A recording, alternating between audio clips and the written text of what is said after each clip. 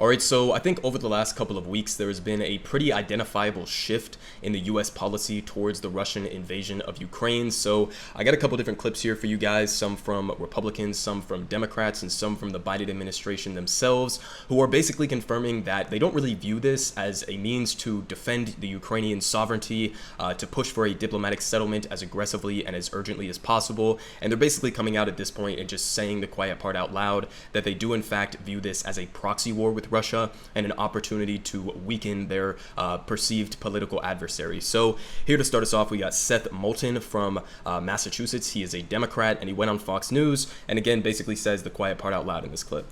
I only have 10 seconds left for each of you, if you could. But if they wrap this in the Senate with a Ukraine funding and a COVID funding, you guys okay with that, Congressman Moulton?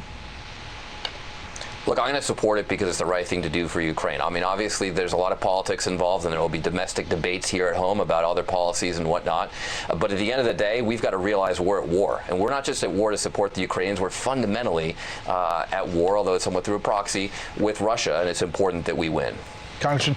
Okay, so again, he just says the quiet part out loud there. He literally just said that we are not giving this money. In this case, he's talking about the $40 billion that the Biden administration was just asking for to send to Ukraine. A large portion of this is military. Some of it goes towards humanitarian efforts, etc. But the vast majority of it is going to military assistance. And what the Biden administration is saying, what Democrats like Seth Moulton, absolute warhawks, are saying, is that they do not view this money, this support, just for the sake of defending Ukrainian sovereignty. They don't view this as an opportunity to try to end the war as quickly as possible. They view this straight up as an opportunity to conduct a proxy war with Russia. Now, this is saying, again, at the as you can see here from the headline, that this was essentially going to be linked with COVID funding that we desperately need, especially considering that the CDC is estimating that in this fall, we could see upwards of like 100 million Americans get COVID. So they were going to link the Ukraine funding bill with the COVID funding bill, and essentially they completely failed on that. And they're now going to be moving forward with this $40 billion amount to Ukraine while we are completely unprepared for the next wave of COVID to hit. So again, checking exactly where the priorities are in Congress. There's always going to be bipartisan support for war, never going to be bipartisan support for things that are actually going to materially help the American people. And just to give you a perspective in terms of how large this $40 billion number actually is, the entire Russian military budget is less than like $70 billion. So we are literally propping up Ukraine, which to some degree obviously is justified. You want to give them the ability to defend themselves from the Russian invasion, but it seems like there is a threshold that has been crossed at this point where this is no longer about just defending Ukraine. It's now about hurting Russia as much as possible, which is obviously dangerous for a million different reasons. We talked about the fact that the U.S. government, the military, and senior officials are basically at this point coming out and openly admitting that they don't even necessarily know where a lot of the weapons that were flooding into Ukraine at historic levels are going. So again, this is going to be something that potentially years down the line could have blowback effects for the domestic political situation within Ukraine or even the international market, as a lot of these arms, as we've seen historically, could end up being sold to a bunch of other countries that you don't necessarily want them in the hands of, or terrorist groups or whatever it may be. So we're setting up a situation where we're flooding them with historic levels of weapons. We don't even necessarily know where those weapons are going, and we're doing this, according to Democrats, according to even Republicans and the Biden administration, we're doing this with the explicit intent to weaken Russia, which then adds another level of danger onto this, because Russia, number one, obviously is still floating out the idea of using potentially tactical nukes if Vladimir Putin feels like he's been pushed into a corner and has no other options. So this is really only serving to bring us that much closer to a potential escalation to this war,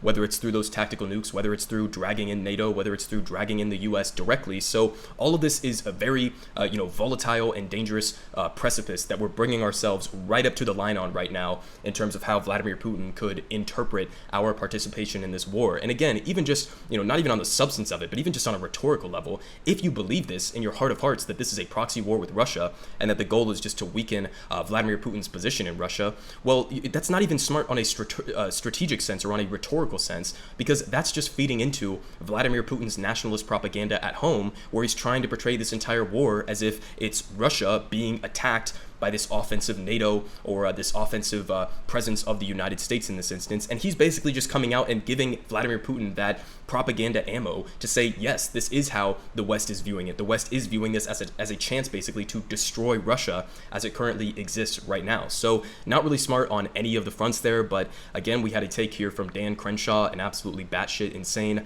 WARHAWK Republican who was responding to somebody. He initially had this tweet about drug overdoses. Somebody responded to him, have no idea who this person is, but he said, yeah, you sound off about that stuff, but then you vote yes on $40 billion to Ukraine. And he said, yeah, because investing in the destruction of our adversary's military without losing a single American troop strikes me as a good idea. You should feel the same. So again, Democrats and Republicans openly stating that the goal is not to bring an end to this war as quickly as possible. It's not to push for diplomacy. It is to extend this war by flooding in the amount of weapons that we've been giving to Ukraine and use this as an opportunity to, as he says, literally destroy our adversary's military, which again isn't even really necessary in a geopolitical sense. Russia, the only reason why they really have the power that they have right now on the global stage is because of the nukes that they have. It's because they have the #1 stockpile of nukes in the world. It's not because of their economy. They have an economy that's like, what, roughly the size of Spain's economy. They're not like a economic powerhouse that's competing with the United States. That would much more likely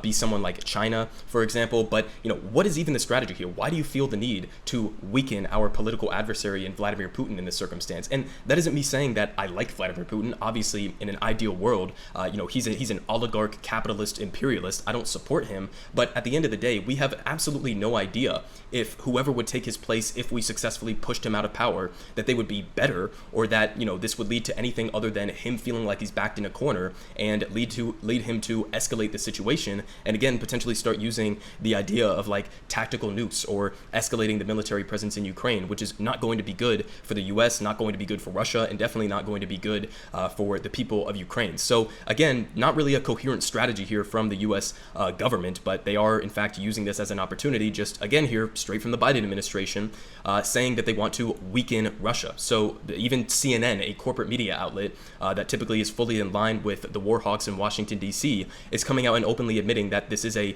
Biden strategy shift from pushing for an end to the war, pushing Vladimir Putin to stop this with sanctions or whatever other pressure we wanted to apply on them, and now they're just viewing this as an opportunity to weaken a political adversary. Now, we had a couple different other pieces of news that came out, like this one, showing how the U.S. is escalating our presence and our involvement in this war. So here from the New York Times, this dropped just about last week.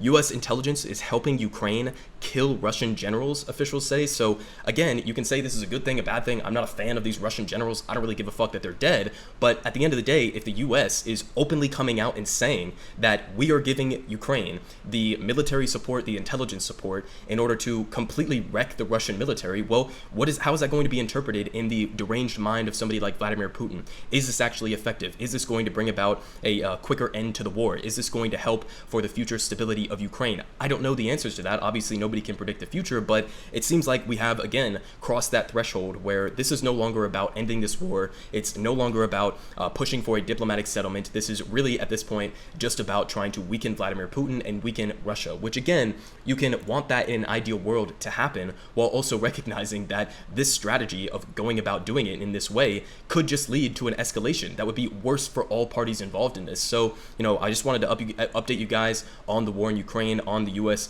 Strategic shift. It seems like they're just saying the quiet part out loud and using this war as an opportunity to weaken Vladimir Putin, directly, openly stating that they view this as a proxy war instead of as, helping a potential ally in the region defend themselves from the Russian invasion. It seems like this is escalating to really dangerous territories.